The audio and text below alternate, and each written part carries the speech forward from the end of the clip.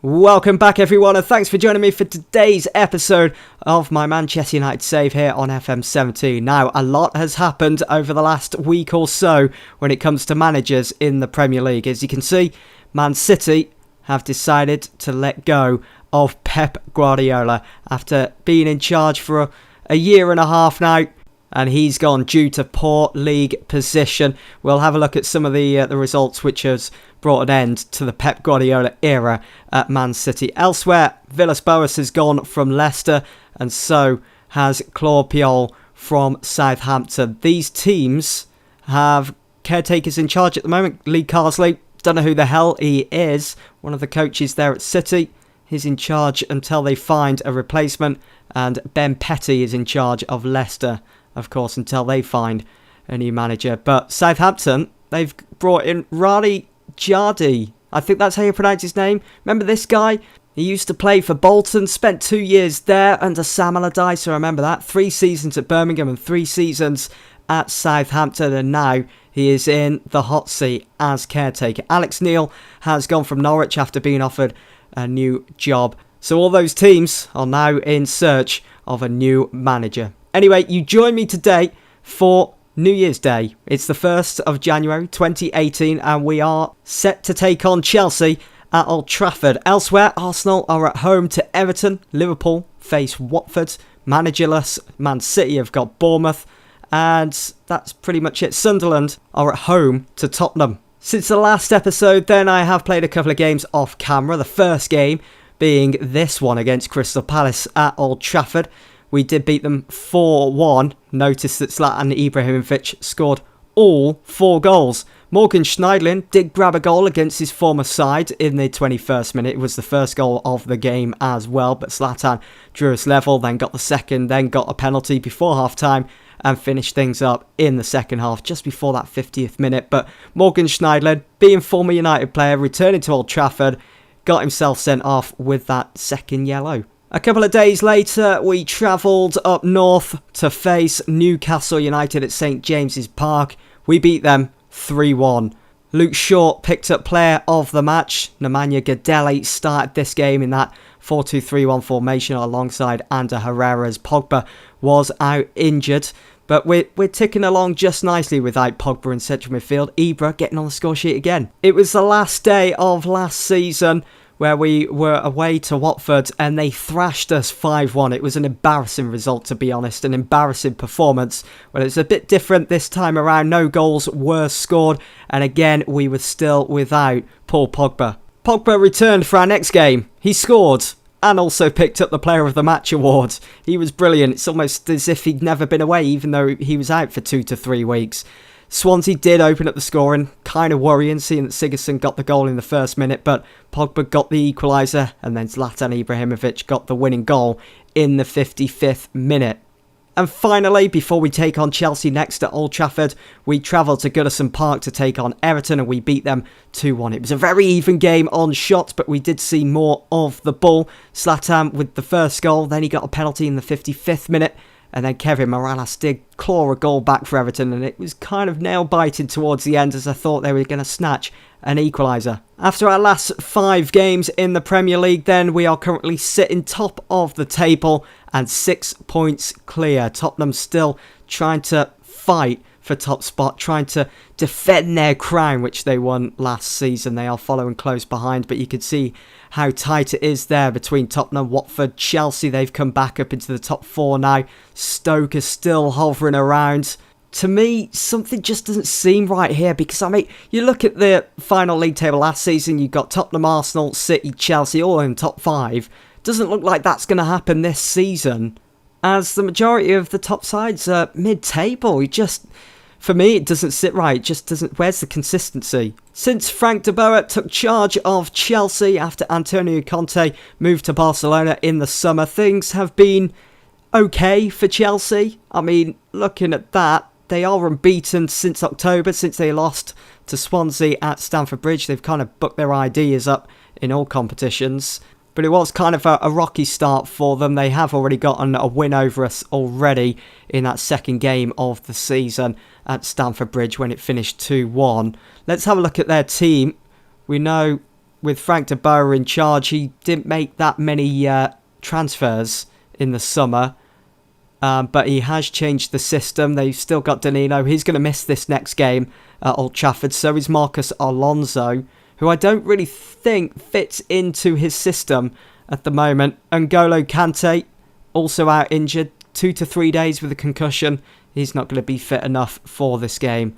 He will not be starting, but he's been wonderful for Chelsea. As you would expect, a real workhorse. He's all over the shop, that lad. But they've got Diego Costa, Hazard, Willian, players that can still cause mighty problems. Right, here we go then. So for Manchester United then, this is the team I've selected. David De Gea starts in goal. Lindelof, Bailly, Smalling and Shaw at the back. We've got Herrera and Paul Pogba back alongside one another in central midfield.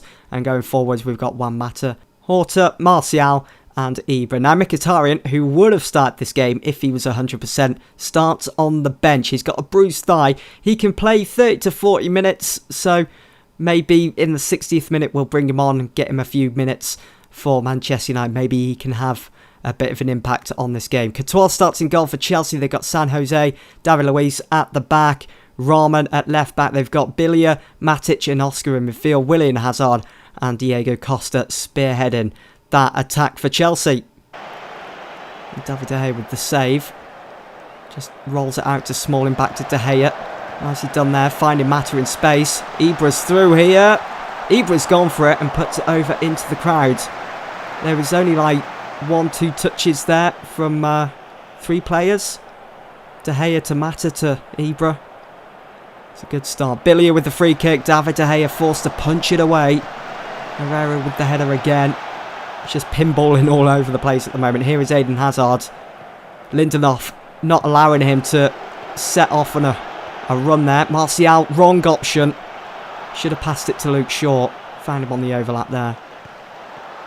We are pressing Chelsea. Lindelof coming forwards again. Great anticipation. He's been brilliant at right back for us. He's really taking Valencia out the first team at the moment. Mata with a pass to Ibra is in. He's hit the post. It's an open goal and it's 1-0 to United. Just under 10 minutes gone. That's his 25th goal of the season. Watford a goal up against Liverpool now. Let's just rewind that. Mata so calmly passes the ball forwards. Look at this. Ibra playing off the shoulder of San Jose. And San Jose hasn't realised until, of course, it's too late. Looks over his shoulder, sees Ibra hitting that first time, probably thinking, oh crap. And then with that open goal, Ibra makes it 1-0. Corner from Billiot, straight to the hands of De Gea. Easily done. Pumping that field for Ibra. It's Martial coming forwards. Well done. Ibra now. Finds Andre Horta, he's hit the post. But there is no rebound this time. Could have easily have been 2 goals in front before half time here at Old Trafford. It's been a top performance from the team. Mata swings it in again and it's Ibra on the end of it. But this time Courtois is there to save and to collect the ball. And that should probably be about it for half time, unless there is one more highlight. One more moment to happen here at Old Trafford. 1 minute added on.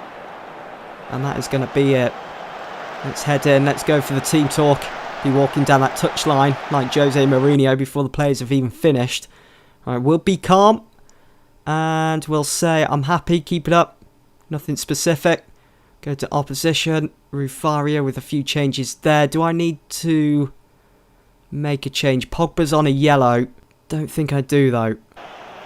Shaw with the throw. Finding Andre Horta. It's back to Shaw. Paul Pogba. Herrera. Through to Ibra. Courtois. I was hoping Mata was going to be quick to that then and turn it in and make it 2-0 to United.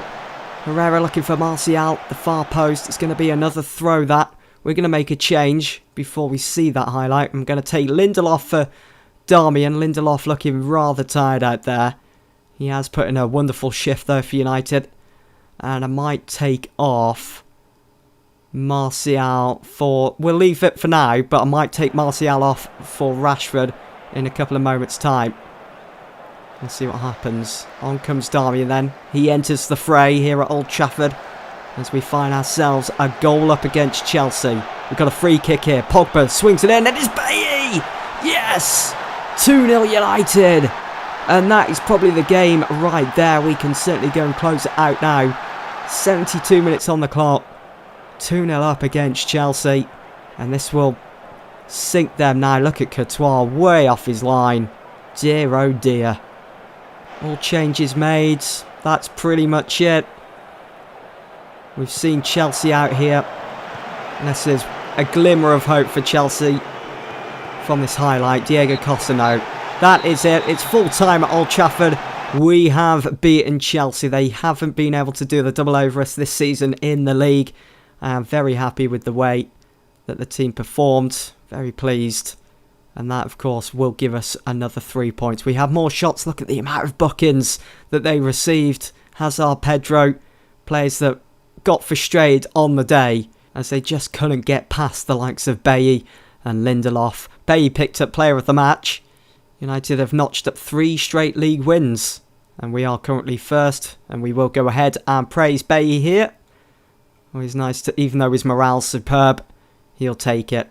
A good performance, and he even got a goal as well. It's all been happening on New Year's Day then, hasn't it? Especially over at Anfield. Look at that. Liverpool lost 4-2 to Watford. They move up to second now. It's brilliant from Watford how well they're keeping up with us. Arsenal drew 1-1 against Everton. City won 2-1. And the Premier League champions Tottenham couldn't even score against David Moyes' Sunderland.